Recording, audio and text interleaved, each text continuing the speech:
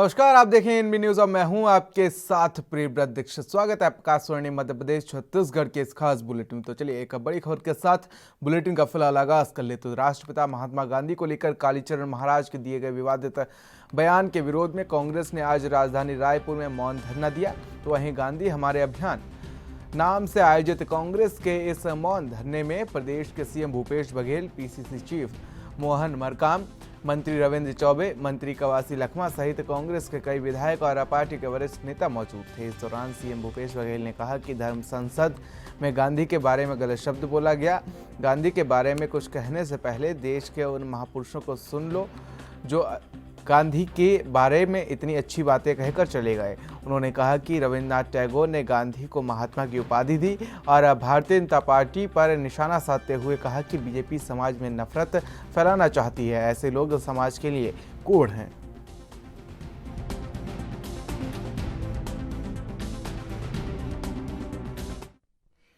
तो वहीं छत्तीसगढ़ के मुख्यमंत्री भूपेश बघेल ने रायपुर में एक जनसभा को संबोधित किया, जहां उन्होंने बीजेपी और केंद्र सरकार पर जमकर हमला बोला। साथ ही उन्होंने आरएसएस को लेकर भी तमाम सवाल खड़े किए और उन्होंने कहा कि आरएसएस ने समाज सुधार का कोई काम किया हो तो बताएं।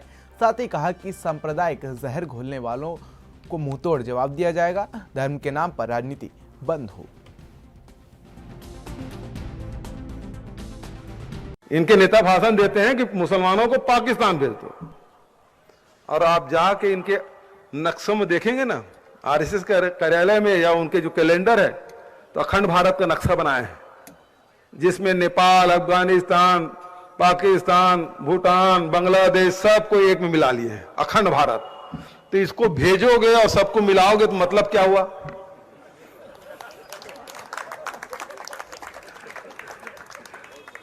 है? इसको भेज दो, अच्छी बात है, भेज दो, और उसके बाद बोलते उसको अखंड भारत में मिला लो। तो क्यों भेज रहे हो भाई? मतलब हम लोग भोले भाले जनता गुमराह करो। तो ऐसे सोच के लोग हैं जिसकी कोई जिम्मेदारी नहीं है, लेकिन हम जिम्मेदार लोग हैं। और इसीलिए मैं कह रहा हूं, प्रत्येक कांग्रेस जनों की जिम्मेदारी है ऐसे व्यक्तियों के मुंह तोड़ जवाब देना है। चाहे चौक हो, चौराहा हो, पान ठेला हो, चाहे दुकान हो, चाहे वो टीवी चैनल की बहस हो, चाहे सार्वजनिक मंच हो, सांप्रदायिकता की जहर घोलने वालों के खिलाफ लड़ाई लड़ना है। हम हिंदू हैं, हमें इस बात का गर्व है, लेकिन जो बात स्वामी विवेकानंद ने कही है उस बात को भी हम ध्यान में रखते हैं, उस रास्ते भी हम चलने वाले लोग हैं। जब कण कण में ईश्वर व्याप्त है तो उससे अछूता कौन है? हम सब तो उसी ईश्वर के संतान हैं, फिर हम में भेद कैसा? और ये लोग, ये हमारे भारत की परंपरा, भारतीय परंपरा, ऋषि परंपरा, संत परंपरा, जिसका प्रतिनिधित्व महात्मा गांधी, और जिस रास्ते पे चलने वाली कोई पार्टी है तो कांग्रेस पार्टी। और ये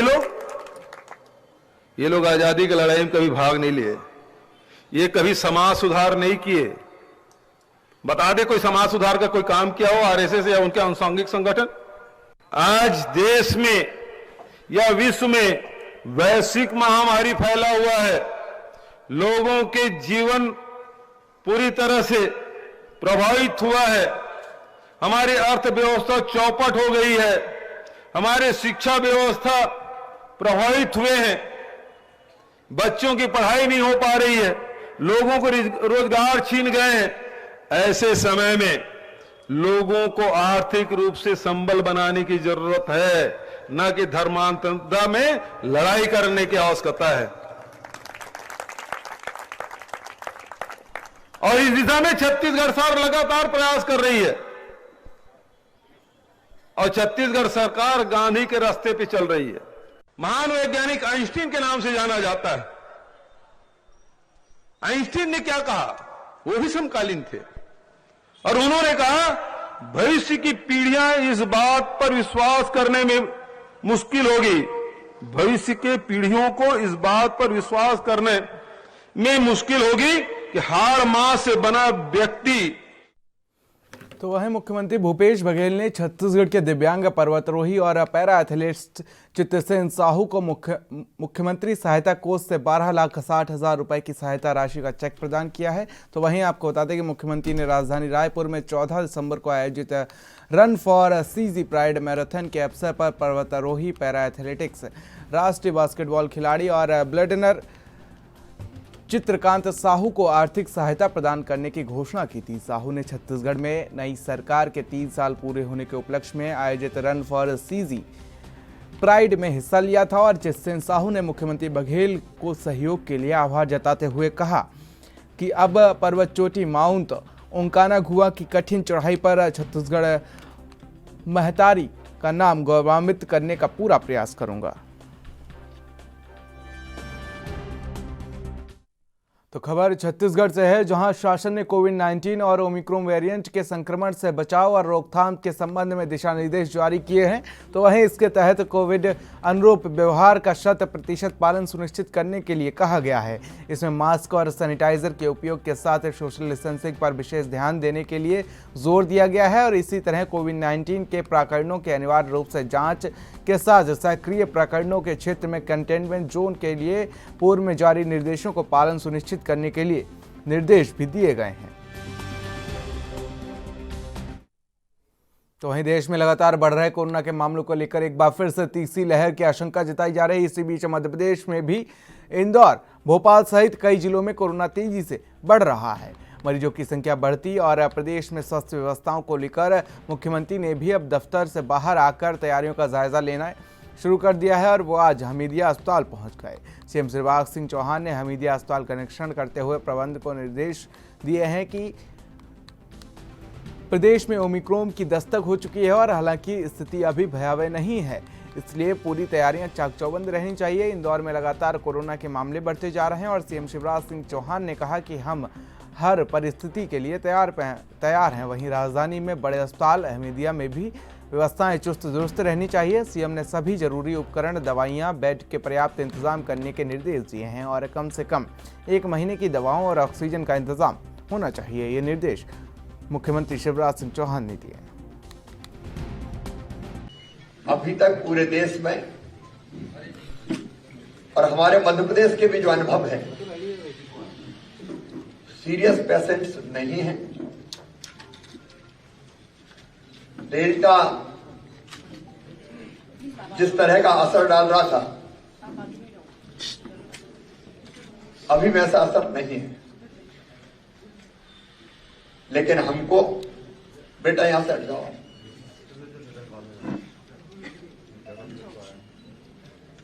लेकिन हमको हर परिस्थितियों से निपटने के लिए तैयार रहना है। आज की भी रिपोर्ट से 77 नए केस पॉजिटिव आज पूरे मध्य प्रदेश में आए हैं। इंदौर में स्वाभाविक रूप से ज्यादा आते हैं, अभी भी ज्यादा इंदौर में आ रहे हैं, लेकिन भोपाल में भी 16 केस आए हैं पॉजिटिव। इसलिए समय रहते हमको सारी व्यवस्थाएं कर लेनी है। हम ये अंदाज लगाएं कि ये ज्यादा मारक नहीं है, शायद ज्यादा एडमिट नहीं होंगे, उससे काम नहीं चलेगा। हम पूरे प्रयास करके, परिश्रम करके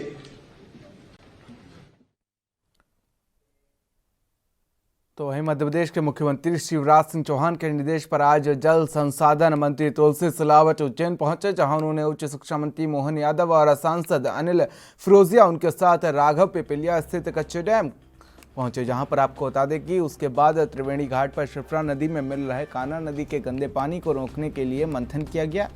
इसके लिए PHI के कई अधिकारी मौके पर मौजूद रहे। इसके लिए अधिकारियों को निर्देश भी दिए गए। बता दें कि शिप्रा नदी में कान्हा नदी का गंदा पानी मिल रहा है, जिसको लेकर साधु संत अनशन पर बैठे थे। तो वहीं प्रदेश के मुख्यमंत्री शिवराज सिंह चौहान के निवेदन के बाद से साधु संतों ने अनशन को स्थगित किया था। जल संसाधन मंत्री तुलसी सिलावट ने उन्हें आश्वस्त किया था कि जल्द ही इसका निराकरण किया जाएगा।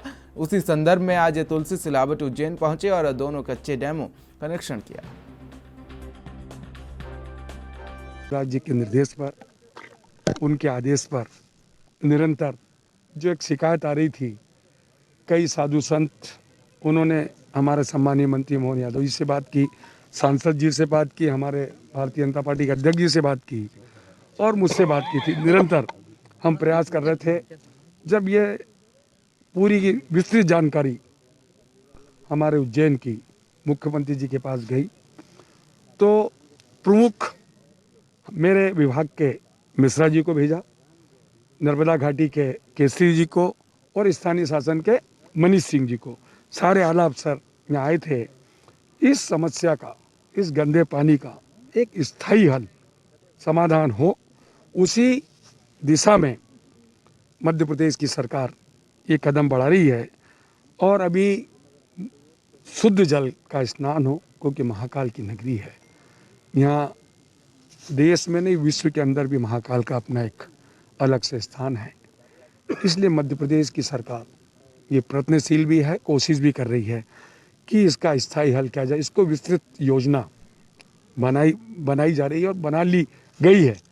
उसको अति शीघ्र आला अफसर के साथ, मुख्यमंत्री जी के साथ, हम सब सांसद जी, मंत्री जी, हम सब बैठकर इसका स्थायी हल निकले। आज इसी संदर्भ में 2 स्थान पर जो कच्चे डैम बन रहे हैं। खान का गंदे पानी मिलने कारण से माँ क्षिप्रा की पवित्रता प्रभावित होती है। स्नान में गंदा पानी मिलता है और नर्मदा का पानी जो छोड़ते हैं वो भी खराब होता है। तो माननीय मुख्यमंत्री ने इस बात को संज्ञान में लिया था, संतों ने आग्रह किया और बाकी हम सब लोगों ने, जनप्रतिनिधि आग्रह किया।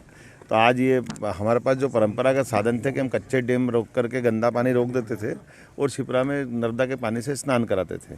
लेकिन अब जो हमको हालात दिख रहे हैं कि बीच बीच में जो मावठे गिर जाते हैं या अन्य दूसरे कारण आते हैं कि कच्चे बांध चल नहीं पाएंगे। तो यशस्वी मुख्यमंत्री ने हमारे साथ माननीय जल संसाधन मंत्री तुलसी सिलावट जी हमारे बीच मौजूद है। उनने अपने विभाग को लगा करके और जिला प्रशासन दोनों, इंदौर उज्जैन, पिछली कैबिनेट में माननीय मुख्यमंत्री ने ये व्यवस्था दी थी कि आप लोग अपने दोनों लगे लगे विधानसभा क्षेत्र हैं और ये खान का एक तरह से उद्गम और समापन दोनों ही विधानसभा में हो जाता है। तो हमने यहाँ आ जा कर के ये दोनों कच्चे डैम, पहले एक डैम बनता था, दूसरा डैम बनाने की बात और इसके साथ साथ इसका स्थायी निदान की बात भी लेकर के मंत्री जी और हम लोग बैठने वाले हैं। आज त्रिवेणी और आगोपीपला के कच्चे डैम को देख करके आए हैं। हम उम्मीद कर रहे हैं कि इसका योग्य समाधान ऐसा निकलेगा कि भविष्य में कभी भी ये गंदा पानी से। तो खबर मध्य प्रदेश के भोपाल से है, जहां राज्य सरकार ने नए साल के मौके पर प्रदेश के कई आईपीएस अधिकारियों को प्रमोशन का तोहफा दे दिया है और इस संबंध में राज्य सरकार ने आदेश जारी कर दिया है। अधिकारियों के प्रमोशन के बाद से अब कई जिलों में एसपी बदले जा सकते हैं और राज्य सरकार की ओर से जारी आदेश के मुताबिक डी श्रीनिवास वर्मा को पदोन्नति के बाद ग्वालियर आईजी बनाया गया है। वहीं मार्कंड देउस्कर, उमेश जोगा, डी श्रीनिवास को अतिरिक्त पुलिस महानिदेशक बनाया गया है। मार्कंड देउस्कर और उमेश जोगा को पदोन्नति के बाद वर्तमान जिलों में पदस्थ किया गया है। इसके अलावा आईपीएस गौरव राजपूत और आईजी पद पर प्रमोशन कर दिया गया है और आपको बता दें कि प्रमोशन के बाद उन्हें गृह विभाग के सचिव पद की जिम्मेदारी सौंपी गई है। वहीं राज्य सरकार ने इरशाद बली को डीआईजी के पद पर पदोन्नति दी है।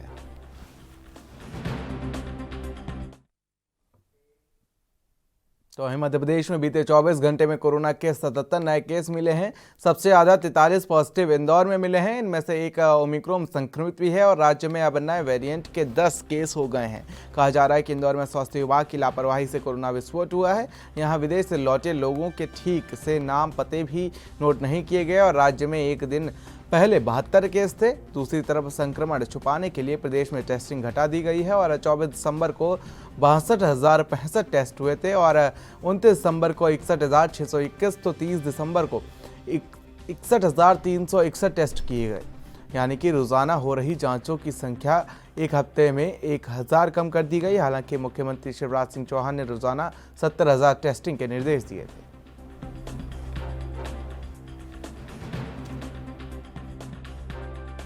घंटे में 72 नए प्रकरण संपूर्ण मध्य प्रदेश में आए। इसमें अधिक मामले इंदौर से हैं। 19 लोग ठीक होकर अपने अपने घरों की ओर, गंतव्य की ओर गए हैं। 360 एक्टिव केस संपूर्ण प्रदेश में वर्तमान में हैं। कल 61,584 सैंपल संपूर्ण प्रदेश में लिए गए हैं। इसमें जो वेरिएंट है उससे घबराने की तो नहीं, पर सावधानी की पूरी जरूरत है। सरकार की तरफ से भी संपूर्ण व्यवस्थाएं।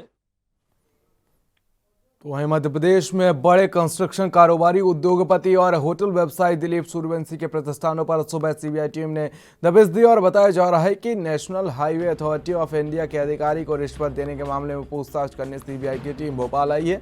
और दिलीप सूर्यवंशी की कंपनी दिलीप बिल्डकॉन एक लिस्टेड कंपनी है और देश भर में राष्ट्रीय राजमार्ग का काम कर रही है। वहीं आपको बता दें कि दिल्ली से आई सीबीआई की टीम ने स्थानीय टीम को भी सूचना नहीं दी गई थी और कार्रवाई इतनी गुपचुप तरीके से की गई कि औपचारिक तौर पर कुछ भी सामने नहीं आ सका।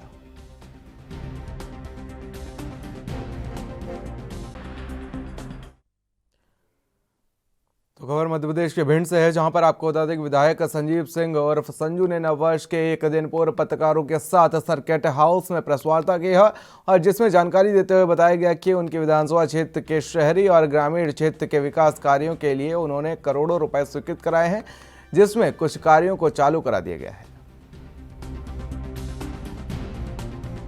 चाहे शहर हो, चाहे गांव हो, चाहे बाढ़ हो, चाहे शहरों की गांव की गलियां हों, हमने हर क्षेत्र में विकास के कार्य कराए। जो हमारी शहर की मुख्य सड़क है इंदिरा गांधी चौराहे से लेकर सुभाष चंद्र बोस तक, उसका निर्माण कराया। चारों तरफ जो हमारा आउटर एरिया था जहां पर अंधेरा पड़ा रहता था, उन पर लाइटिंग कराने का कार्य प्रारंभ में वो चल रहा है। हमने जो 50 बेडेड जो आयुर्वेदिक हॉस्पिटल है जो बनने वाला है, इस वर्ष हम उसका भी कार्य प्रारंभ कराएंगे। 100 बेडेड मैटरनिटी हॉस्पिटल है, उसका टेंडर हो गया है, उसका भी कार्य प्रारंभ कराएंगे। और ग्रामीण की सड़कों की अगर बात करो तो अभी जो द्वितीय अनुपूरक था उसमें हमने करीब 3 रोडें हमने ग्रामीण क्षेत्र के लिए 19 करोड़ की लागत से। मुझे लगता है कि आने वाले 2-3 महीने में उनके भी टेंडर होकर कार्य प्रारंभ हो जाएंगे। जो काम चल रहा है मोंडे से लेकर मधुपुरा तक, जो चौड़ीकरण का कार्य चल रहा है, बहुत तेज़ी से चल रहा है, वो भी ख़त्म हो जाएगा। देवगढ़ वाली रोड हम बना चुके हैं और खरका मोतीपुरा वाली रोड पर कार्य चल रहा है। कीरतपुरा और रेमजापुरा ये 2 रोडें हम बना के तैयार कर चुके हैं। तो ऐसे कई लाखों करोड़ों के कार्य, भोपालपुरा ढोंचरा का कार्य लगभग कंप्लीट हो गया है। जामना बिलाव का कार्य लगभग कंप्लीशन पर है। नए गाँव में एक जो स्वास्थ्य केंद्र बन रहा है उसकी बिल्डिंग लगभग कंप्लीशन पे है।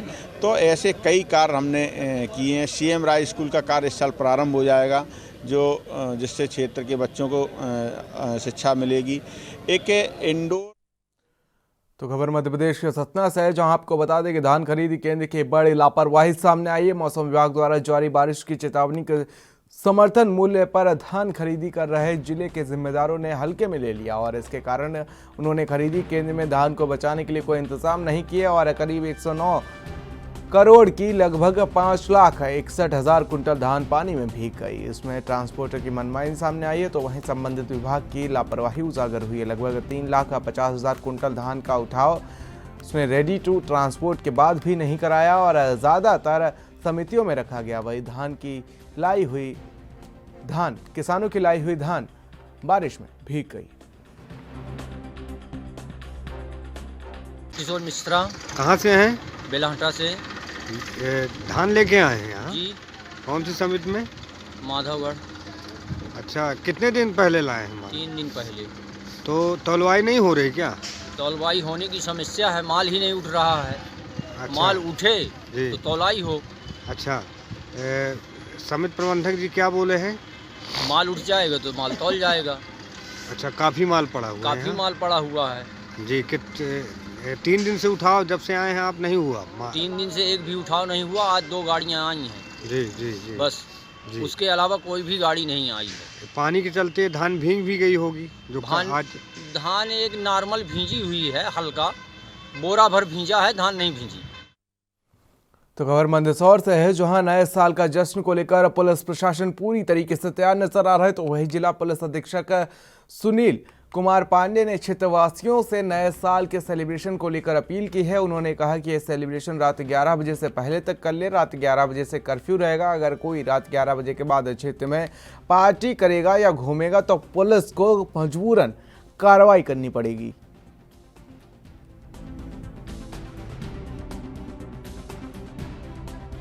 सबसे पहले सभी शहरवासियों जिलेवासियों को बहुत बहुत शुभकामनाएं और बधाइयाँ नए साल की। लेकिन इसी के साथ एक अनुरोध कि रात 11 बजे से कर्फ्यू रहता है, तो आप कोई भी सेलिब्रेशन 11 बजे के पहले ही समाप्त कर लें, अन्यथा पुलिस को मजबूरी में आपके विरुद्ध कार्रवाई करनी पड़ेगी। दूसरा, कोरोना का समय है, तो कोरोना प्रोटोकॉल का ध्यान में रखते हुए मास्क का उपयोग करिए, सैनिटाइजर का उपयोग करिए, सोशल डिस्टेंसिंग बना के जो भी सेलिब्रेशन करना है वो करिए। अंत में एक अपील मैं और करना चाहूँगा कि अगर आप नया साल, आगामी साल अच्छे से देखना चाहते हैं तो नशे से दूर रहें। ज़्यादातर हम लोगों ने देखा है एक्सीडेंट नशे की हालत में ड्राइविंग करने से होता है और लोग उसमें बहुत कुछ नुकसान उठाते हैं। तो इसलिए मैं अनुरोध करना चाहूँगा कि किसी भी तो खबर मध्य प्रदेश के मंडला से है, जहां नया साल मनाने superstar Sunil Shetty Kanha national park पहुंचे और अपने परिवार और मित्रों के साथ कान्हा नेशनल पार्क पहुंचे।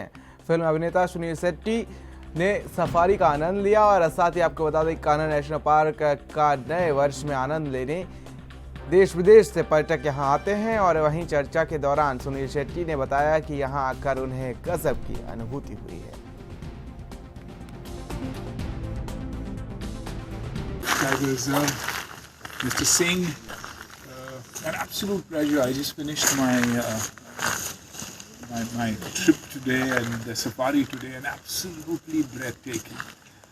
The visuals, the forest itself, the way it's being manned, the way it's being taken care of, unbelievable. And my only humble request to all is, let's take time out and come to our national reserves, help conserve them, help them grow, encourage people to make more trips within than anything else, because these are the lifelines of our country, and I see them fast growing. I had an opportunity to visit one last year, and I'm at it again this year.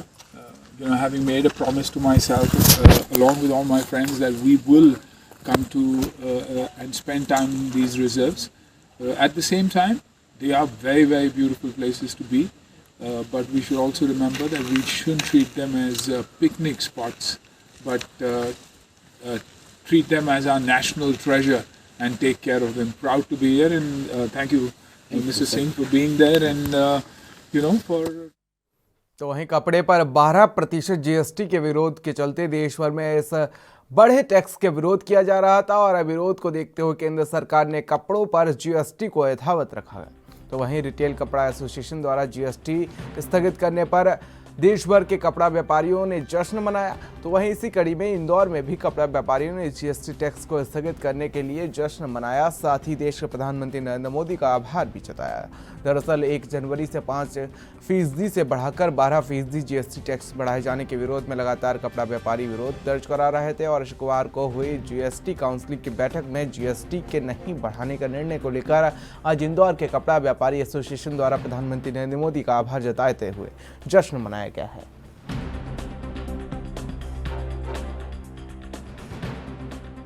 के प्रति अपनी भावनाएं रखते रहे, हमको ऐसा लगा था कल तक, लेकिन आज हमारी सुनवाई हुई। हम भारत के प्रधानमंत्री, भारत के वित्त मंत्री अमित शाह जी के प्रति, जिनके सब प्रयासों में हमारे अपने सांसद, इंदौर के लोकप्रिय सांसद, जिन्होंने पहले सांसद थे, जिन्होंने हमारी दर्द को लोकसभा में उठाया और कहीं न कहीं वो असर कर गई। हम माननीय सांसद शंकर ललवानी जी के प्रति भी आभार व्यक्त करते हैं, उनका भी धन्यवाद ज्ञापित करते हैं। व्यापारियों की एकता आज जो पूरे भारत में उठ के दिखी, जिसकी जीत हुई है, जीएसटी स्थगित हुई है, आगे भी इसको कंटिन्यू करे सरकार, ये हमारी अभी भी मांग है। अक्षय जैन, अध्यक्ष इंदौर रिटेल गारमेंट एसोसिएशन, तमाम व्यापारी एक। तो खबर मध्य प्रदेश के मंदसौर से है, जहां गांव भुनियाखेड़ी में प्रशासन ने भूमाफियाओं के कब्जे से 25 करोड़ रुपए की सरकारी जमीन मुक्त करवाई है। और इस जमीन, आपको बता दें कि इस जमीन पर अवैध निर्माण किया गया था। तो वहीं भुनियाखेड़ा में आज प्रशासन की टीम पहुंची और करीब 25 करोड़ रुपए की सरकारी जमीन पर कार्रवाई की गई है। इस जमीन पर बपाती हड्डी नाम के व्यक्ति का पक्का निर्माण करा रखा गया था, जिसको लेकर जिला प्रशासन ने बुलडोजर से तोड़ दिया। आपको बता दें कि इस जमीन को लेकर न्यायालय में भी मामला चल रहा था। तो खबरों में फिलहाल इतना ही। देश और दुनिया की अहम खबरों के लिए बने रहिए एनबी न्यूज के साथ। नमस्कार।